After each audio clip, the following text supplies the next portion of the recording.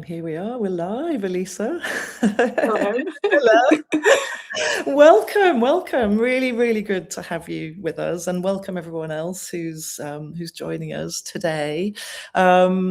I should introduce myself first of all, because I always forget to do that. I was just saying to Elisa before we logged on, I forget to introduce myself. And so I'm Rachel Connor, and I am the creator of Creative Courage with Rachel Connor, which is all about creativity and what gets in the way, essentially. So this conversation series is part of a series of podcasts, of invitations, of conversations rather, with a whole range of people. And so I've talked to writers and visual artists such as Elisa, who's here today, who I'll introduce in a moment. We've had healers and coaches and facilitators and all kinds of people who are maybe running businesses, anything that requires some level of creativity, broadly defined. And what I find is that in my work, I suppose, as a creative courage guide, I find that there are all kinds of patterns and obstacles that get in the way of wholeheartedly being able to create. You know, we all know that creativity is a great thing when we can harness it, but sometimes, and quite often, things can get in the way. And I really feel that the more that we are able to share those stories and really, be honest about what those things are and resist that temptation to show up as if everything's okay and not really kind of name what's going on, then the better it is and the more we can really support each other through the process. And so that's essentially what the work that I'm doing is all about. And really this conversation series is here to help and support people who really would like to explore that more, to understand creativity better and what it might mean to harness creative courage. So I'm going to pause there because I'm very excited today to have as my guest Elisa Artesero. Welcome, Elisa. Really, really good to have you with us. Oh, thank you for inviting me. Yeah, and you're just down the road from me in Manchester in the UK. I am indeed. So not a million miles away. And Elisa's a friend of mine and also an artist whose work I really admire as well.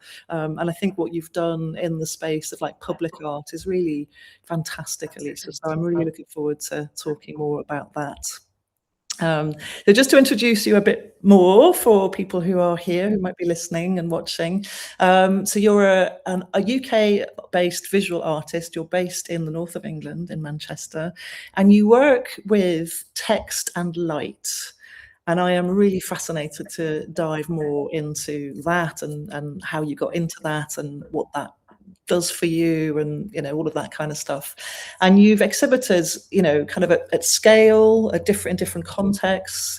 You work in the corporate spaces as well as public spaces as well, and you've exhibited nationally across the UK, but also beyond that into like Iceland and Europe as well.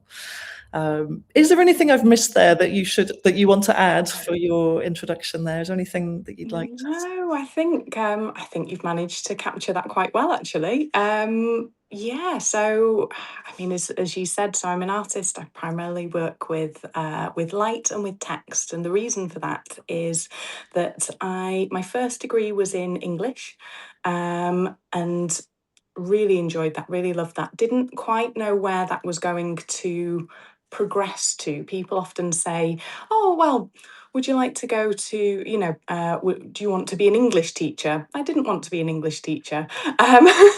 Nothing wrong with that, but I didn't actually want to teach it. I just really enjoyed writing. I liked writing poetry, short stories. I did some freelance writing for a while as well. Then ended up just working in more traditional kind of office work, project management, things like that as well. But then I came to a point sort of where I was like, actually, my direction is wavering a little bit. Not that I knew what the direction was, but I knew that it was not quite where I wanted to go and where I wanted to be. So essentially, I took what felt like quite a bold move at the time, and that was to go back to university and first of all to do an art foundation course, Mm. and then go and to sort of see how that would work if it was something that actually made sense for me, and then afterwards to go on and do a second degree in interactive arts, which is, the name's a bit of a strange one. It's basically a broad fine art course. Mm. Um, and through that, I discovered a love of light in terms of a visual practice. I worked with a lot of, um, yeah, just using light. And throughout the entire art degree, I actually didn't do any writing. I mean, I did some personal writing, but I didn't incorporate anything into my light art practice. It was all light. It was all light, colour, and that was it. It was only until the very end, that final degree show, where all of a sudden the two things came together, and it just made sense. And it took until that point for it to kind of make sense, as the fact that actually I can incorporate text into this light work Mm. now that I've got the bones of how to use light and how I use light to express myself and things. So yeah. That's I love that. I love it so much because it really speaks to me of integration. Mm, That you sort of studied a path which was to do with words and, loving writing and the love of literature. And I so relate to that thing of like, I don't want to be an English teacher because I also did an English degree, although I kind of ended up teaching in the higher education space. But it's that thing of like, when you set off, everyone says, well, the only thing you can do with an English degree is teach. yeah, And it's you are teaching. such Yeah. a prime example of like, and I want to come back to that moment where you kind of, or maybe that period where you were like, there's something else emerging. But Mm, I just want to come back to that integration of like text and lights and arts and just bringing the two together. And it's so fascinating that it only happens like at the last minute, that intensity of that, the end of the mm, degree, that, shows both those paths. And I think often, for me anyway, I don't know how you feel about this, but creativity is so much an integration of these different materials or sources or narratives or, I don't know, ways of expressing ourselves. So mm. yeah, I just wonder what you think of that, whether that makes sense to you in terms of your journey. Oh, it absolutely does. One of my sort of interests, which does feed into my art practice quite a bit, is dreams and the unconscious. Mm, I'm fascinated by the work of Carl Jung, the psychoanalyst, and the power of the unconscious to kind of know things that you don't know, sort of your ego, your day-to-day life doesn't know or doesn't allow you to know. And you've got all sorts of knowledge back there that you're taking in all sorts of things. And I think in terms of creativity, and when you're building an art practice or a writing practice or something, that's what's going on, and that's what, maybe when you get into like a flow state of creating some work, that's the area that you're maybe sort of tapping into. So yeah, so you're sort of reaching in and just getting into this well of this kind of unconscious space, and you're like, where did this come from? Yeah, you know that you've done some of the front reading, that, like, you've taken things in, but you don't know how you synthesize that necessarily, and it's just through sort of being, just trusting in the process that actually it will come together. And I think during like a, when you're at university, when you're at art school, or just during any kind of learning process, it's fantastic to have a space and maybe a guide as well. So at art school you had your university tutors and things that would hold you, and sort of keep that belief for you, because they've seen it a million times before, and I'm going to assume that this is what you see with the work that you do, mm, um, with people, is that you've seen how people have developed over time, and you know what they can become before necessarily they know, or you can see that they're starting to, make those kind of moves even though they're not aware that they're doing it. And I think the process of, when you're at university and doing the art school work, that is happening quite a lot. yeah. Yeah. Exactly. So, oh, that is amazing. Like, I love that you've mentioned that because I think being in that field of possibility is so exciting, isn't it? And any kind of educational experience can offer us that. But yeah, having the right mentors or guides, people who can kind of see what we can't see, perhaps see our limitations and blind spots, and maybe even challenge them, gently in the right way. It's really important, I think, to have like that.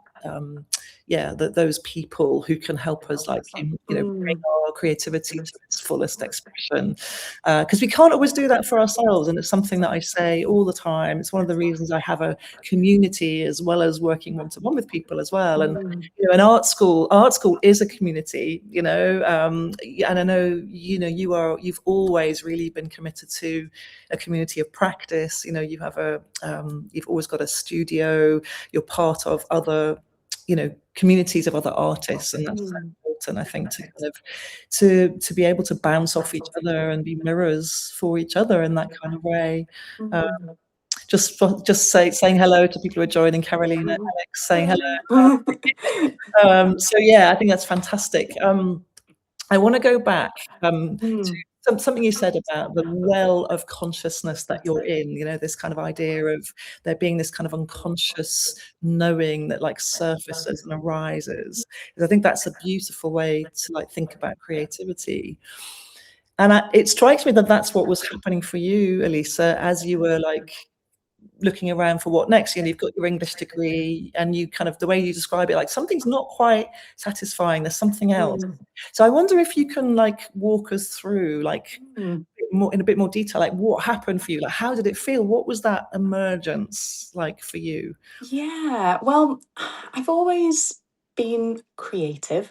I've always actually made sort of visual pieces of work and things, and written pieces of work. And I think, it can just take time to maybe for things to suddenly make sense. Here's a way. And the thing is, I always had lots of friends, even at workplaces that had nothing to do with particular sort of creative endeavors, but I was always known as the creative one. So people, I worked at the NHS for a while, and they were like, oh, could you do as a logo for something? It was like an internal thing. And I was like, okay, but how do you know that I could do that? I've never sort of, and they were like, oh, but you're clearly the creative one. So, um, um, so I think, and again, people at university in my English degree, there were friends and things around that were like, "Oh, you're going to do something. We know you're going to do something." And I'd be like, "What? How do you know? Because I'm not sure myself." They're like, "Oh, you'll be fine." But then still going through the process of graduating 21 with the English degree, moving to Manchester, which isn't my home city, but I had friends here, and then going, oh, I I don't really know what I want to do. Do I apply for graduate jobs? What sort of graduate jobs? There were all sorts of things that were advertised, like in finance and all sorts of things, which had nothing, that sort of attracted me at all. And I applied for a few things, and none of it felt right. So I ended up kind of temping, and then got into some office work, um and luckily at the time I was able to also do some freelance writing. So I was writing for the Metro, doing their national property articles and features and things, um, as well as sort of different kind of arts and sort of arts writing and things for different places and blogs and stuff like that. So I kind of kept that on the side, but even then, I still didn't want to be um, a journalist. And actually, this is one of these things where, how sometimes somebody can tell you something, and it could seem like they're being a little bit mean, but actually they're being incredibly helpful. And my editor at the Metro, um, she was incredible, and she gave me loads of work. It was fantastic. She actually gave me work while I was at art school, when I went back to art school. So she basically didn't put my writing in question. She was like, you can write. But she did say to me, she said, but you are not a journalist. Like, you're not going to, you don't have the kind of drive for the stories that sort of daily journalism needs. Mm. And that was true. I Mm. didn't have that. I didn't really want to do that. It wasn't my forte. Mm. So, as I say, she kept giving me work, and she was very complimentary about, like, the sort of capacity for writing. But she did tell me that. And thank goodness, because imagine if there were opportunities to apply for kind of more permanent positions within journalism. And she was right, it wasn't for me. Um, Funnily enough, she ended up being the person that wrote my recommendation letter to get into university. So, as I say, she was there helping and pushing me forward in, so that's somebody that can kind of see. And when I said, "Oh yeah, I'm gonna go for this," she was like, "Absolutely, go for that. That's fantastic. I can totally see you that way." And she's still in contact every so often and sort of going, "Oh yeah, you're doing really well," and stuff, which is amazing. Um, but so, as I say, I was doing some writing, but I also kind of got a little bit stuck into a permanent position, um, which was, it was office based work. It was kind of 9 to 5, and it I was doing well at it. So again, it's that thing of, like, I had competence in doing something, but that doesn't necessarily mean that you should continue. So, and I was getting to this point where there were promotional sort of opportunities, and I could get them. People were saying, "Yeah, apply for that, apply for that promotion." And I could see the sort of, it was a really standard path of, like, moving up the career ladder. And one day I was speaking to a friend who'd also kind of fallen into it. He was an English graduate as well, and we both ended up at this place. Yeah. And I was having a chat to him, and we were both a bit like, "Oh, this isn't quite how we imagined life, is it?" And he said to me, and he sort of looked me dead in the eye, and he said, "Well, what do you want to do?" And it's, maybe someone had said that to me in the past, but maybe not, or at least that moment it hit. It sort of, it made sense, and I just blurted out, "I want to be an artist." Um, and it was the first time that I'd said it out loud. And maybe, I think it had been bubbling around in the background for a while, but it was the first time that it actually came out.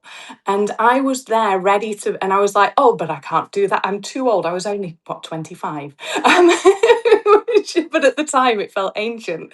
Um, and I was like, "I'm too old. I can't do this." And I came out with all these excuses about why I couldn't do the thing that I just said that I really wanted to do. And again, testament to amazing friends. He said, "Well, why not? There's why not?" Basically, you're putting barriers in your way when you could do this. You can at least try. What's the worst that could happen? Like, just take the first step. Mm. So I went home, thought about it, and I took the first step, and I applied to go to do the foundation course, because Mm. I thought, and in the end, and he said, he was like, "Well, a foundation course, first step, that's a year out of your life. It's not very long." Yeah. It wasn't too expensive at that point as well, because again, you've got to think about, like, making these career changes. There's always kind of, financial costs and things to consider, and things like that. But it wasn't too bad at that point. I'd saved up a little bit of money from the work that I'd been doing, and I could put it into that. And he said, "Well, to be honest, you could come straight back into this role in a year's time if you wanted." And when I handed my resignation in, they more or less said the same thing. They were like, "Well, if it doesn't work out, you can come back." Like, just, so that was quite good. Mhm. To have that, actually, to be like, "Okay, actually, yeah, if this doesn't work, then I can just, you know, it's a year, it's not Yeah. much. Yeah, it's like, what's the worst that can happen? You know, Exactly, just give it a go. exactly. Like, what if, just to Mm, experiment and see. There's so much about that story that I love, the kind of mentors and guides. Again, your kind of your boss, sort of saying, "Oh, I don't think you are a journalist." And but what stands out for me is like the way you said, I was competent, I was good at what I did, I could have carried on with it, but there's the listening and tuning into this small voice, or maybe even a bigger voice of mm, satisfaction, which is, this is not for me. There's some unfulfilled or unlived part of my creativity mm. here. And that is, I think there's a lot to talk about there, and I talk about that a lot with the people that I work with. So Mm. it's so great to hear like a tangible example from you of like, yeah, this is what I'm going to do. I don't want to, competent as it was, I don't want to like continue with that life. There's something Mm. more that's there, that is there to be explored. And so kudos to you for following that impulse and that desire. And not everyone does. No, People would like no. close down and go, no, this is safe, this is the sensible thing, Mm. all these inherited expectations that we have. So it takes I don't know if it felt courageous, but it seems in a way like It it did takes feel quite, yeah, it was quite a step. Mm, Because it's taking a chance on yourself. yeah. It's taking, because I didn't know if I'd be any good Ha, at being an artist, yes. you know? And I mean, you can still, you can still have doubts and things, even though it's like, oh, I've got a nice portfolio of work. You can still have doubts about your competencies, or like, oh, is that idea okay? Oh, I don't know. But I definitely learned to kind of deal with that and keep going. But Yeah. it's, yeah, I didn't know whether I was going to turn out any good at this at all. And some of the things in the foundation course, but they were great fun. I had a great time. It was I recommend anyone doing a foundation course, whether they go into artwork or not. I think it's just an amazing sort of growth experience that you can have. But there were certain things in that which I wasn't very competent at, because they throw all sorts of different media at you, different ways of working and things like that, and not all of those suited. Mm, Um, and but then there were things that, yeah, I really enjoyed, and I was like reasonably satisfied with what I was producing. But also it's it's not quite, you're like, oh, but it's not quite, the level that would really want to do. And again, you've got to trust that you will get there.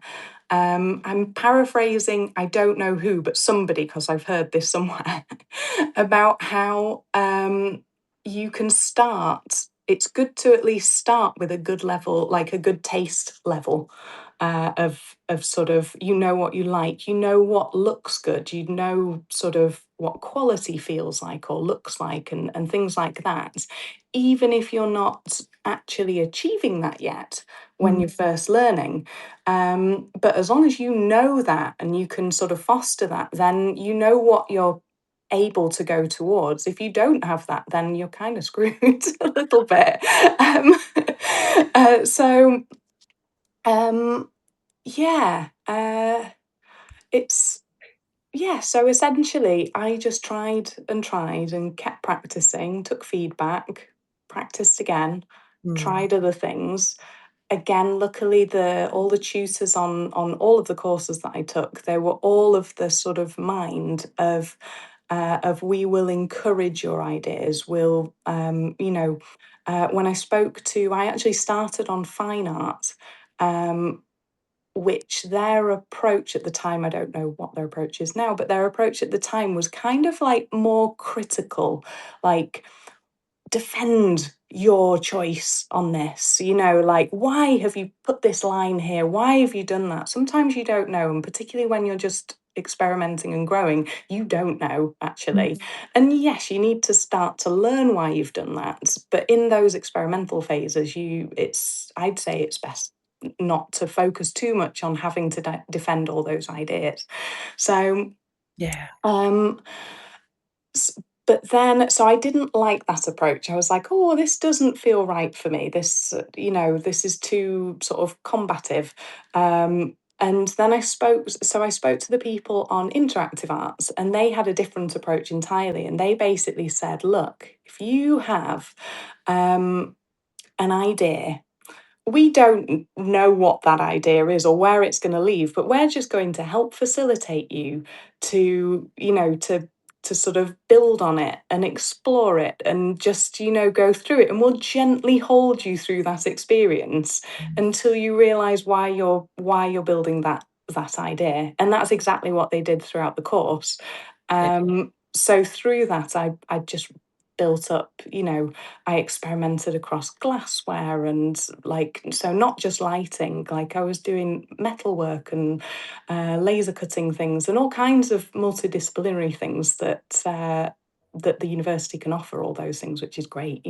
Yeah, amazing. It's like that zone of play and experimenting, and Mm, that's, such a gift, isn't it? That it sounds like you landed in the right place, and somewhere that you could like leave the critical faculties to one side and actually just try different things, mm, different media, see what worked for you.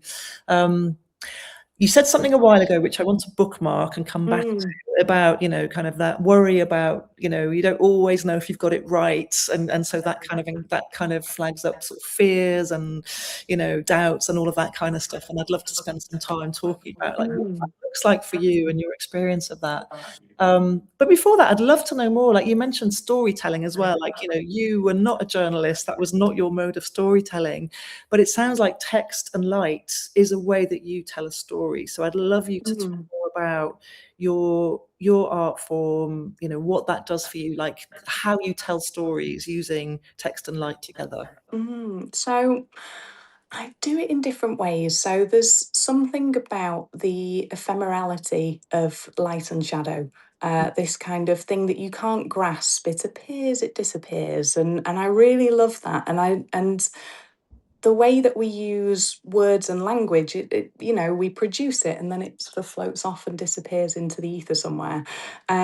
So I'm working with both of those things, trying to create some text works that maybe appear like magic in Mm, different locations. So I'm constantly trying to sort of have like to sort of put things in unexpected locations. So, for example, I've got a piece called "The Stories Under Our Feet," and it started off. I've done it in a few places now, but it started off at the Manchester Library. So there's some benches that are outdoors, and they are like round, sort of rounded.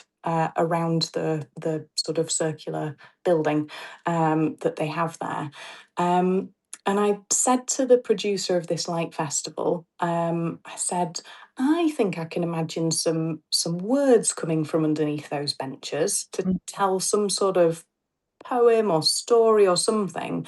And he was like, well, how would that work? Give me a maquette or show me the physical like way that that's going to work. So I made a sort of scale model of a word. I keystoned it and everything, and I got some lights that would be used, like able to be used outdoors. And I cast them, and I was like, aha, there, we can cast this onto the floor. And he said, okay, you've proved the concept. Let's apply for some money to see if we can realise it into a commission. So we did. We applied to some art council money and got that grant, and I was able to then create these stories that come out from underneath the benches during this light festival for like 3 or 4 days or something. Um, and yeah, so essentially at night they come out as shadow words. mm. Just from underneath your feet, so that's why they're called the stories under your feet. Um, and people, I didn't know how people would react because it's really subtle, actually.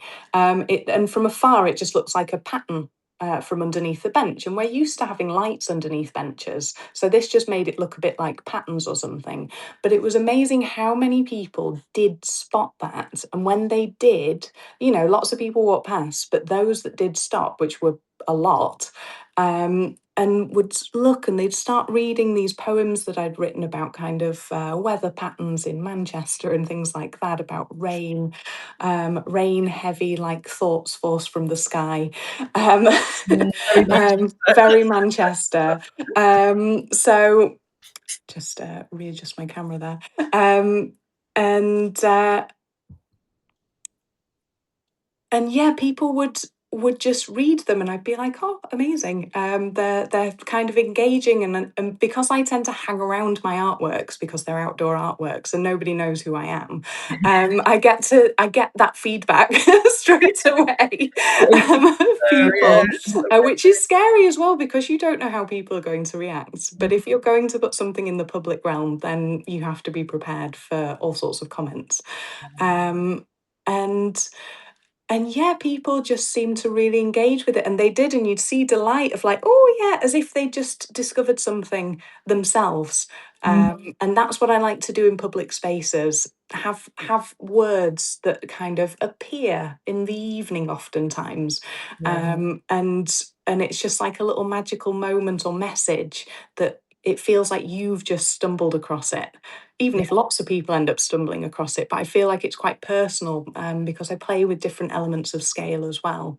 mm, Yeah, and I think it was like a year later, I met a girl. We were all having drinks in a bar or something, and she was like, "Oh yeah, oh so what do you do?" And we started talking, um, and she said, "Oh, wait, did you do the bench work around the library?" And I said, "Oh, yeah, that was me." And she said, "You know what? That came to me at a time when I was losing a lot of hope in sort of life and myself a little bit, and that actually gave me a bit of hope, and I was like, oh, that's amazing, that's exactly how I would love a piece of work to hit somebody. Because she was like, oh, it was so subtle, but it just gave me a little boost that day that I mm, needed, to come across, mm, that was something novel that she, wasn't used to seeing in that space. So that's um, amazing. Yeah, to have that kind of direct mm, impact, and to mm, have that reported back to you, it's amazing, isn't it? And I guess the thing about, you know, making artwork in the public domain, like in a public context, is mm. it's sort of everything's kind of amplified in a certain way, I imagine. It's a collective experience, I suppose. Mm, People are seeing it together or in it together, and so I guess that it kind of elevates the storytelling in a certain way. It makes it a performance in a certain way, mm, but it's a very personal performance, and it's sort of evergreen as well in a certain way. Like it lasts as long as it's there. And some of your works are actually permanent, aren't they? mm. So how has that been to kind of, have you gone back to revisit? Like, what's the experience of making something that's a permanent installation? Yeah, it's interesting because the difference between temporary and permanent, well, there are many differences, but one of the very practical differences is that when you're doing something temporary, in a way, you can be very experimental, because it'll only be there a certain amount of time. You have to make sure that it will withstand the weather and the rain and things, but only for a certain amount of time. In which case, you've got a lot more freedom with how you can set things up and things if you've only got it there for a few days, and how people are going to interact. And maybe you've got people that invigilate your areas and things and keep it safe, etc., etc. When it's permanent, you've got to think about how is it going to last in that space that Mm, for a long time. I do a lot of my work is I hope that it changes with the weather and the seasons and has different interpretations and layers to it anyway. So mm, that's why I think it does suit permanent work.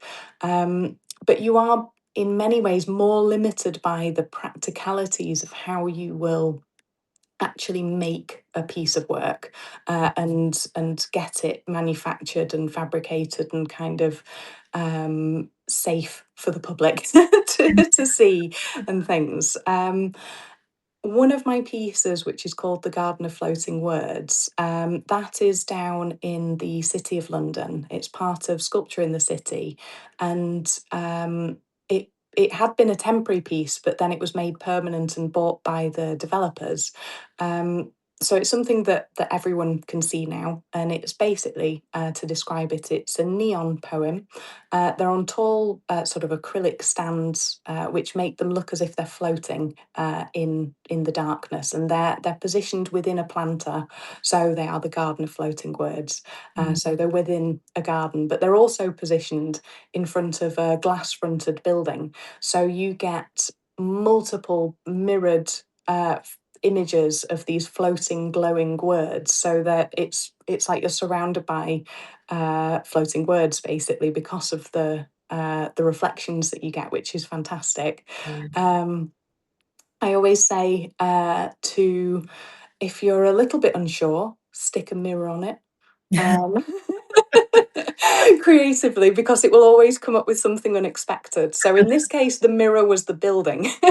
Mm, So I didn't, but it was fantastic. It was so appropriate. It's the garden of floating words, and yeah, yeah. um, yeah. So I've been back a few times to see it, and yeah, see it in different times of the year and different times of the day, because this one's on all the time.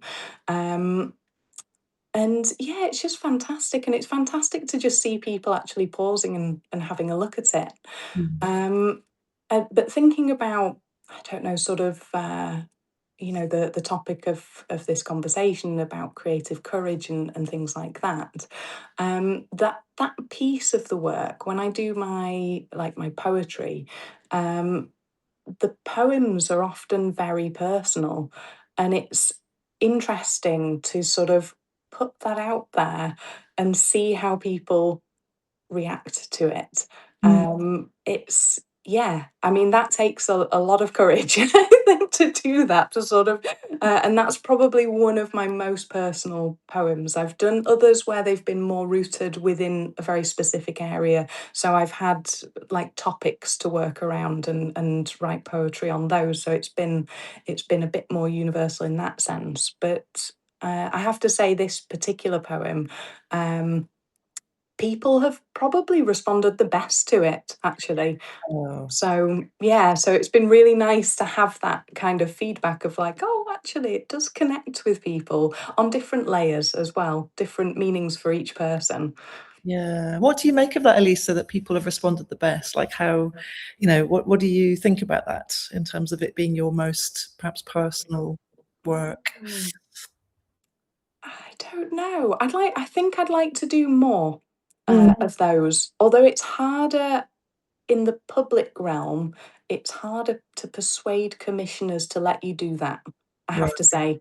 Mm, Just on the purely practical kind of way that we work in public art, a lot of the time, um, commissioners want things which is quite right in many ways, that's very much rooted in the place, that's associated with the place, um, and and I've done works like that, and that I'm really, really proud of. So it's not to sort of denigrate either way, because they've challenged me in different ways of how to connect with people on through a certain topic or something. mm, But yeah, it would be amazing to sort of to have that confidence, which a lot of the light festivals, which I started at, because they were temporary pieces of work.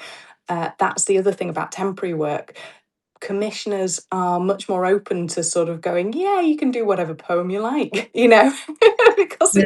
it's a temporary piece. As long as it looks good and you've sort of met the brief, then we're happy for you to do that. And that's how that poem came about, because it was a temporary piece of work. Amazing. First of all, so yeah, so they'd sort of gone, I just said, I will put a poem here and it will look like this, but I'm not telling you what the poem is until I've made it. and they said, fine, we loved the concept, so Right. fine, go ahead.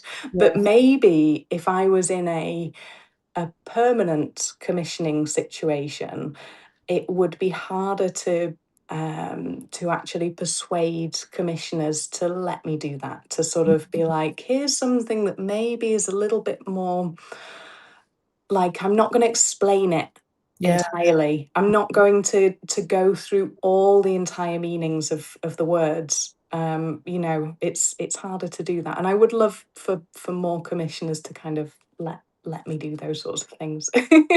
Commissioners, if you're watching this, Mm, take heed. Um, exactly. I hadn't thought about that aspect of it, about how the commission, can be a constraint in terms of what you actually create. That hadn't Mm, occurred to me. But I love the fact that, the one that is the most vulnerable share, in a way, is the one that has the most impact in terms of feedback and mm, people's responses to it. And I mean, I think there's something really interesting and rich and alive about that, is that often, if we can get beyond our fear of making ourselves vulnerable, then often mm. that's the thing that most connects us to people, to audiences, to readers, or whoever. That's the kind of paradox, isn't it? We're Absolutely. scared to show ourselves too much, but actually, when and if and when we can harness the courage, then that's the thing that actually is. Mm. It's a force for connection, actually. Um, what else, like, in what other ways then have you felt kind of maybe fears around your creative practice, or any kind of creativity, and how you've harnessed those, in the past? I think, I mean, the if you want to become an artist, and probably a writer as well, and probably many different things, but I'm not an expert on all different jobs. But particularly an artist, because this is the profession that I know, you have to get used to rejection Yeah. and become quite resilient to that. Um, and I don't think many people go into art realizing that actually the majority of their working lives will probably have a huge amount of rejection in it, before sort of the acceptance has come. And even when acceptance has come, there'll be other elements of rejections within those as well, because not your proposal, your artwork, the piece that you kind of put out there into the world to have people, whether it's for a gallery or a permanent commission or whatever it is, you're putting it out there for judgment, and there is a certain layer before someone selects whether you get shown or not. And you know you just have to get used to that. Sometimes you're like someone else's work just fits better, Mm. and you have to get used to that. And Mm. but that's quite freeing as well, to know that, to sort of, I've been fortunate in that I've been on the flip side where I've helped to make decisions about who gets chosen for things, so I know how difficult it is for sort of a deciding party to sort of look at all these different, like, amazing pieces of artwork. So it's very rarely that you're like, oh, that's a terrible piece of artwork. It's not that at all. There's often amazing, loads of options, but one just fits better. Yeah. So when if you're and then going back onto the flip side, and you're the artist that then gets that rejection, you just have to think to yourself, well, something else just was just that little bit better. Maybe it fit better. Maybe it was it resonated more with the people that day. It doesn't mean that your particular piece of work is less than or terrible. And there's something, as I say, quite freeing about that, about just having that. Now I kind of just take those things, and I'm like, yeah, if it was something that was really important to me or felt very important, yeah, I'll have my reaction. I'll be, I'll be upset, I'll be disappointed, but it's not going to really define me at all. Um, Think that you've just nailed it. It's so important, like, not to get attached to the external validation, or the kind of industry, or whatever industry it is, whether it's mm, art or writing or whatever the form, that actually it's really about cultivating that faith in one's own practice, one's own mm, process, first and foremost, and really developing and cultivating that before setting stuff mm. out into the world. And yeah, and of course rejection stings, sometimes more than others, but it's about that ability to sort of let go.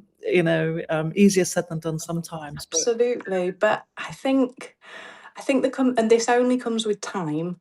yeah. Um, but the more, as long as you are practicing, whatever your creative format, as long as you are making work and you're putting the work in and you're doing it to sort of a standard that satisfies yourself, that really, that you're like, okay, I've done the best that I can do, I'm pleased with that, that's good, then, as I say, the rejection won't hurt so much because you've kind of kept that creative spark, Yeah. and you've got your own levels, you've got your own standards which you adhere to. It's the only time that things can feel maybe a bit more devastating is if you didn't put the work in. So Yeah. so then it can really sting because you can really be like, oh, I know I didn't make the effort on that. Yeah, So, you something of know.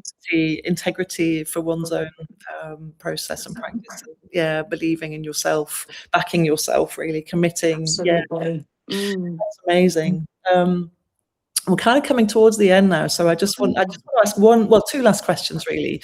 We'll come on to like where we can find you and all that kind of stuff. But something I really love to do is to ask people, what is their definition of creative courage? And we've kind of covered that a little bit. We've talked a little bit about fear and harnessing courage. I wonder what that means to you, and for anyone who's watching this or listening, like, what words of advice you might offer or have for people to like, really beef up their creative courage if that's what they need and want. Um, I'd say that if something is if it scares you, you're probably going in the right direction. So do it, give it a go. And what's the worst that can happen? So for example, you invited me to this live. I've never done a live conversation. I think we were talking about this before we went live. Um, I normally prepare a lot. I'll do presentations and things, which again, that was a skill that I had to learn and develop, and I was really scared when I first started doing those. Now, not so difficult for me. Um, so yeah, if it scares you, just say, okay, yeah, I'll do it. Give it a go. And if it isn't perfect, fine. What's the worst that could happen? And again, that thing of the practice, the more you do, the more you'll become a little bit easier with things. It Mhm. will start to, yeah, the practice will start to kind of come together, basically. So yeah, feel the fear but still say yes, and Fantastic. still try it, and just because honestly, and all of those cliched things that people say about, like, oh, regret the things that you did do, not the things that you didn't. It is kind of true, they're cliches for a reason, because yeah, as long as it's not dangerous, Yeah. then there's a few caveats there. But if it isn't, sort of physically dangerous, sort of life-threatening style, then really, what's the worst that can happen? And yeah, sometimes actually I find some of the hardest things are actually, it's not the making of the work, it could be making the ask, getting in touch with somebody. Mm, And I think that happens a lot with creative people, mm, is, for example, you want to publish a book or something, getting in contact with a publisher. mm, Um, and what if they say no? But then I hear from writers a lot, they end up getting in contact with a lot of publishers, and it's that thing of the resilience and sort of getting used to the rejection. And they'll get loads of rejection so that it won't sting so much anymore. And eventually they'll find the right place. And that's the same with commissions, with creative work and things. And yeah, you just keep going. okay. Um, Yeah. And so often the fear is a compass that points us towards something that we're kind of evolving towards anyway. So we need to like listen, act on that, and yeah, treat it as an experiment, like you say. What's the worst mm. that can happen? Elisa, it's been such a delight to talk to you. You're an absolute natural. You need to do more of these conversations. Oh, thank you very much. I could, I could go on for ages, but we will draw it to a close. Thank you so much Oh, thank you for inviting me. to me. It genuinely has been a real pleasure. pleasure. And thank you to everyone that's here as well, kind of Oh, watching thank you. also, who watches the replay. I will share the recording and the replay with a little write-up with some show notes in there. Where can we find you, Elisa? Like, what's the best way to find out more about your work and to see the work that you do? So my website, elisaartesero.com, and Instagram, Elisa Artesero. So yeah, so basically anything just with my name. So, but they're the two places really. I might be technically on other platforms, but I probably don't use them enough. Yeah. Sure to share the links for those in the notes as well. So wonderful. Thank you so much again, Oh, everyone. thank you. Thank you, Elisa. Amazing to hear, your journey. And I know a little bit about that, but it's been amazing and fascinating to hear, particularly about the kind of intersection of text and light and how you kind of came to that. I just think it's such a great story. So really appreciate that. Oh, thank you so much for inviting me as well. My first live. So yeah. Creative courage all the way. Definitely. All right. Well, have a good Oh, rest of the day, thank and you. goodbye, You everybody. See you too. next Bye, time. everyone. Bye. Bye.